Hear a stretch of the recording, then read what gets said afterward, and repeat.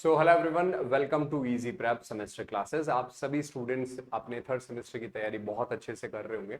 इसी तैयारी को और अच्छा करने के लिए मैं आपका अपना सुमित इलेक्ट्रॉनिक्स सब्जेक्ट के अंदर पूछे जाने वाले इंपॉर्टेंट क्वेश्चंस से रिलेटेड ये वीडियो लेकर के आया हूं, जिसके अंदर मैं बात करूंगा यूनिट नंबर 5th और 6th नेटवर्क थ्योरी, जो इलेक्ट्रॉनिक्स का सब्जेक्ट है उसके अंदर नेटवर्क थ्योरी में 5वीं और 6ठी यूनिट में कौन कौन से क्वेश्चन जो है वो आपसे पूछे जा सकते हैं, उनके बारे में मैं यहाँ पर चर्चा करने जा रहा हूँ। आप सभी स्टूडेंट्स जो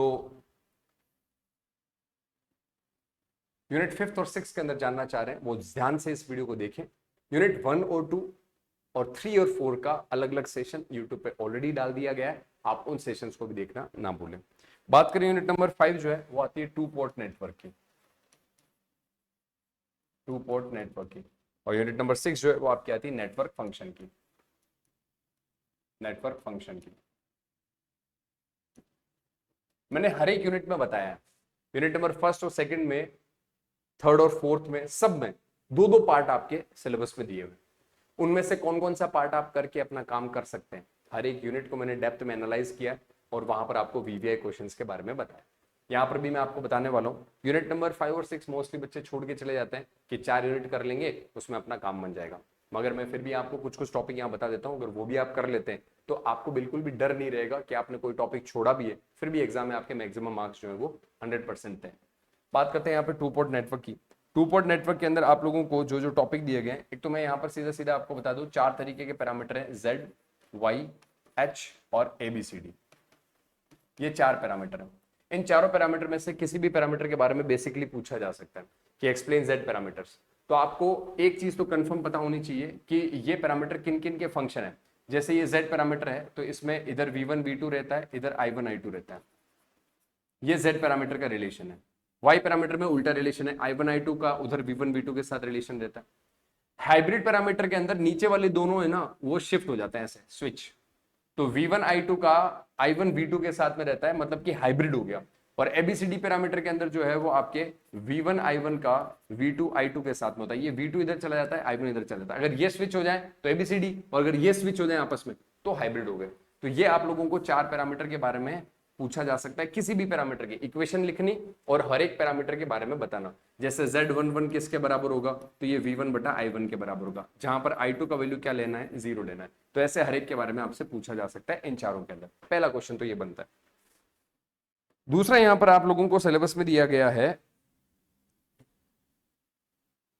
अच्छा, इनवर्स हाइब्रिड पैरामीटर भी दिया हुआ है, यानी कि जी पैरामीटर भी दिया हुआ है, और इनवर्स एबीसीडी पैरामीटर मतलब कि A dash, B dash, C dash और D डैश पैरामीटर भी दिया हुआ है। That is not that much important, आपको तो बस ये 4 जो है ना वो अच्छे से करके जाना है, ज्यादा ये 5वां कर सकते हो, इनवर्स एबीसीडी आप छोड़ सकते हो। फिर इसके बाद में कंडीशन ऑफ रेसिप्रोसिटी, ये आपके ऑब्जेक्टिव में पूछे जाने वाला सबसे ज्यादा famous question, condition of reciprocity and symmetrical. ये आपको डिराइव करने के लिए पूछे जा सकते हैं, इसका एक पर्टिकुलर टेबल है जो मैं आपको बनवाता हूँ। कंडीशन ऑफ रेसिप्रोसिटी और सिमेट्रिकल की पूरी एक टेबल बनवाता हूँ हर एक पैरामीटर की, वो सारे के सारे पैरामीटर की वैल्यू आपको याद होनी चाहिए। उनके बेसिस पर भी न्यूमेरिकल आ जाता है। कई बार क्वेश्चन आता है कि आप लोगों को Z पैरामीटर निकालना है, मगर क्वेश्चन ऐसा है जिससे Y पैरामीटर इजीली निकल जाएंगे, तो आप पहले Y निकालो और Y और Z में इंटर रिलेशन अगर आपको पता है तो आप Z पैरामीटर और Y पैरामीटर को आपस में इंटर कन्वर्ट भी कर सकते हैं। यहां पर इसके अलावा अगला जो है वो आपका यही टॉपिक है, inter relation, inter relationship, convert करना आना चाहिए एक पैरामीटर को दूसरे पैरामीटर में। और चौथा है इंटरकनेक्शन। इंटरकनेक्शन में सीरीज पैरेलल, सीरीज पैरेलल और कैस्केड। तो सीरीज के अंदर Z पैरामीटर, और पैरेलल में Y पैरामीटर, सीरीज पैरेलल में H पैरामीटर और कैस्केड में ABCD पैरामीटर। तो इनका भी डेरिवेशन आपसे पूछा जा सकता है। आपको यहां से डेरिवेशन पूछे जाने के चांसेस ज्यादा है, यहां से न्यूमेरिकल पूछे जाने के चांसेस ज्यादा है। आपको कोई भी न्यूमेरिकल दे देगा, कहेगा एक find Z parameter, find Y parameter, find H parameter. आपको इंटर रिलेशनशिप पता होनी चाहिए। आप तो सिर्फ इन दोनों में तो टेबल याद कर लो, रेसिप्रोकल और सिमेट्रिकल की टेबल बना लो कि Z पैरामीटर के रेसिप्रोकल की कंडीशन क्या है और सिमेट्रिकल की कंडीशन क्या है। Z11 बराबर Z22, Y11 बराबर Y22, H11 बराबर H22 और A बराबर D, ये हो गई सिमेट्रिकल की कंडीशन। ऐसे ही 4 कंडीशन रेसिप्रोकल की, उसको याद कर लो, एग्जाम में ऑब्जेक्टिव क्वेश्चन आएगा सीधा सीधा। इंटर रिलेशनशिप याद कर लो, Z का Y के साथ क्या है, Z का ABCD के साथ क्या है, हर एक का आप एक इसका Z का Y से Z का ABCD से पता कर लो। y का h से y का ABCD से पता कर लो। तो इनका उल्टा भी तो पता चल गया ना आपको एक तरीके से। तो आपको गिनती के 3-4 इंटर रिलेशन याद रखने हैं, ये न्यूमेरिकल सॉल्व करने में मदद करेगा आपकी। और ये आपका थ्योरेटिकल क्वेश्चन आएगा डेरिवेशन बेस्ड, और इस पर आपका आएगा न्यूमेरिकल। ये मैंने आपको बता दिया कहां से क्या क्वेश्चन बन सकते हैं। अब जो बच्चा कुछ इनमें से भी चाहता है कि सर 1-2 पार्ट बता दो जो मेरे को करना है, या 1-2 पार्ट ऐसा जो मैं छोड़ सकूं, तो भाई ये तो ऑब्जेक्टिव के लिए मैंने बताया, ये भी मैंने आपको न्यूमेरिकल सॉल्व करने के लिए बताया तो मैंने 2 ही टॉपिक है ना, ये और ये अच्छे से करके जाना। बात करता हूं, फिर आता है नेटवर्क फंक्शन। नेटवर्क फंक्शन वाले पार्ट की अगर मैं बात करूं, इसमें अपन क्या कर सकते हैं, तो इसके अंदर अगर बात करें तो 2 चीजें हैं अपने पास में। एक तो आपके पास में है हर्विट्ज पॉलिनोमियल, ये तो आप करके जाएंगे ही जाएंगे। हर्विट्ज पॉलिनोमियल, हर्विट्ज पॉलिनोमियल के स्टेबल होने की कंडीशन के ऊपर बेस्ड क्वेश्चन आता है। पॉलिनोमियल हर्विट्ज है या नहीं है, उसको आप पार्शियल फ्रैक्शन मेथड से भी सॉल्व करते हैं, और एक और तरीका है, 2 तरीके से आप इसको बेसिकली सॉल्व कर सकते हैं। तो हर्विट्ज पॉलिनोमियल आपको करके ही जाना है, इसमें कोई दो राय वाली बात नहीं है। Network function and their properties, concept of transfer function, transfer impedance, Hurwitz polynomial, positive real function, और दूसरा आता है पॉजिटिव रियल फंक्शन।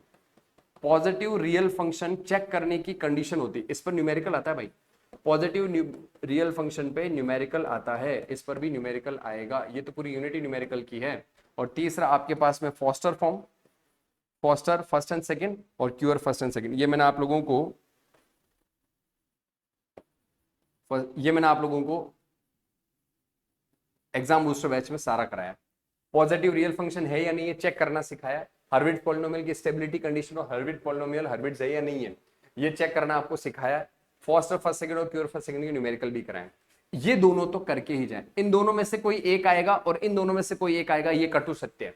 तो अगर आप इस पूरी यूनिट में से कुछ करना चाहें तो ये 2 तो कर ही लें।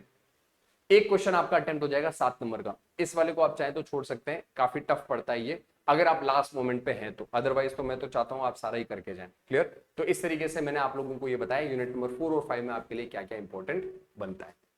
अब हम बात कर लेते हैं वो सभी स्टूडेंट्स जिनको हमने 3rd सेमेस्टर में पढ़ाया, चाहे वो यूट्यूब पे पढ़े हो चाहे पेड क्लासेस में पढ़े हो। पेड क्लासेस में जो बच्चे पढ़े हैं उनको पता है कि किस तरीके का क्वालिटी इजी प्रेप ने डिलीवर किया है, आपको 100% सिलेबस कवरेज कराया है, आपको VVI questions, numerical practice, objective practice, सब कुछ हमने करवाया। इसी चीज को हम 4th सेमेस्टर में फिर से दोहराने वाले हैं, और आप सभी स्टूडेंट्स को मैं बता दूं कि 15 मई से हमारे 4th सेमेस्टर के बैचेस स्टार्ट होने वाले हैं, जिसमें लेटेस्ट सिलेबस के अकॉर्डिंग आपको लाइव क्लासेस प्रोवाइड कराई जाएंगी। आपको बताया 3rd सेमेस्टर में भी आपका सिलेबस चेंज हुआ था, तो उसके अकॉर्डिंग हमने लाइव आपको प्रोवाइड कराया। 4th सेम के अकॉर्डिंग लाइव क्लासेस नहीं कर पाओगे तो उसका रिकॉर्डेड वर्जन भी आपको रहेगा, मतलब रिकॉर्डेड क्लासेस भी रहेंगे और कंप्लीट पीडीएफ नोट्स भी रहेंगे। 15 मई से पहले एनरोल करने पर आपको एक्स्ट्रा बोनस जो है वो यहाँ पर फ्री देखने को मिलेगा। इस एक्स्ट्रा बोनस में आपको क्या मिलेगा? पहला, एग्जाम बूस्टर बैच जो हमने इस बार भी करवाया, जिसमें हम ऑब्जेक्टिव और न्यूमेरिकल क्वेश्चन के subject wise, chapter wise practice करवाए हैं, हर एक चैप्टर का अलग अलग प्रैक्टिस। वीवीआई क्वेश्चन का फाइल मिलेगा, इसके अलावा एमसीक्यू की प्रैक्टिस की टेस्ट सीरीज मिलेगी, हर यूनिट के एमसीक्यू का टेस्ट सीरीज भी मिलेगा। तो 15 मई से पहले एक्स्ट्रा बोनस भी फ्री है, और फीस भी वही पुरानी वाली है 3rd सेमेस्टर की 1999 रुपए। अगर आप इस बैच को एनरोल कर लेते 15 मई से पहले तो ये आपको दोनों ऑफर मिल जाएंगे।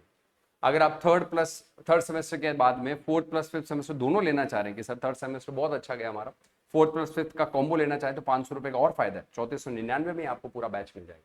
15 मई के बाद में आपको एक्स्ट्रा बोनस का एक्स्ट्रा पेमेंट करना पड़ेगा, और ये फीस भी थोड़ा बढ़ सकता है। तो आप सभी स्टूडेंट्स से मैं कहना चाहूंगा कि जो स्टूडेंट 3rd सेमेस्टर में लेट हो गए, ज्वाइन नहीं कर पाए लेट से, वो 4th सेमेस्टर में सेशन की शुरुआत से ज्वाइन करें, ताकि लास्ट मोमेंट पे आपको कोई तकलीफ ना हो। और 3rd सेमेस्टर वाले बच्चे अपनी क्वालिटी को मेंटेन करें, अपने कंटेंट को जो है वो और अच्छा बनाएं, और अपनी इंजीनियरिंग को और ज्यादा स्ट्रॉन्ग करें, और अपने एकेडमिक्स में और इंप्रूव करने के लिए 4th सेमेस्टर की क्लासेस के अंदर इजी प्रेप के साथ जुड़े।